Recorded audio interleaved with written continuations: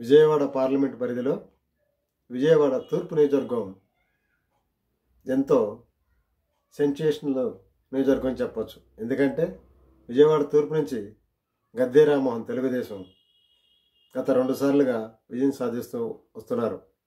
ఈసారి కూడా ఇక్కడ హ్యాట్రిక్ కొట్టాలనే ధ్యేయంతో ముందుకు సాగుతున్నారు.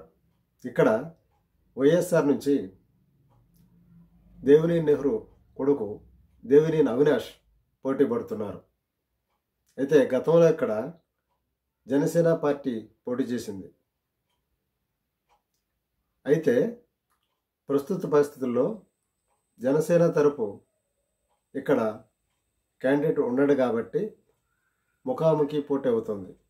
అప్పుడు పోటీ దేవినేని అవినాష్ తెలుగుదేశం మధ్యనే ఉంటుంది కాబట్టి ఇద్దరు ఒకే సామాజిక వర్గానికి చెందినవారు కాబట్టి గెలుపు ఓటములు నిర్ణయించడంలో కాపు ఓటర్లు వారికి ఎక్కువ అవకాశాలు ఉంటాయి. ఎందుకంటే గెలుపు ఓటములు నిర్ణయించే శక్తి విజయవాడ తూర్పు నియోజకవర్గంలో కాపులకు ఉంది. కాపులు ఎవరికైతే ఓటింగ్ వేస్తారో వారు ఎక్కువ మెజార్టీతో గెలిచే అవకాశాలు ఉంటాయి. అది తూర్పు నియోజకవర్గం ప్రత్యేకత.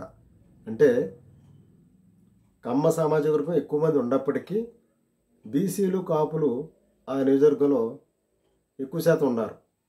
వారు వేసే దాన్ని బట్టి వీళ్ళిద్దరూ గెలుపోవటములు నిర్ణయించవచ్చు.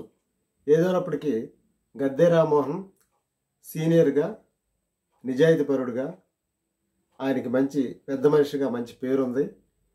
యువకుడుగా దేవినేని అవినాష్ కొనసాగుతున్నారు. చూద్దాం రేపు ఓటర్లు ఏ విధంగా తీర్పిస్తారో. అప్పుడు దాకా వేచి చూద్దాం. ఈ వీడియో నచ్చినట్లయితే లైక్ చేయండి, షేర్ చేయండి, సబ్స్క్రైబ్ చేయండి.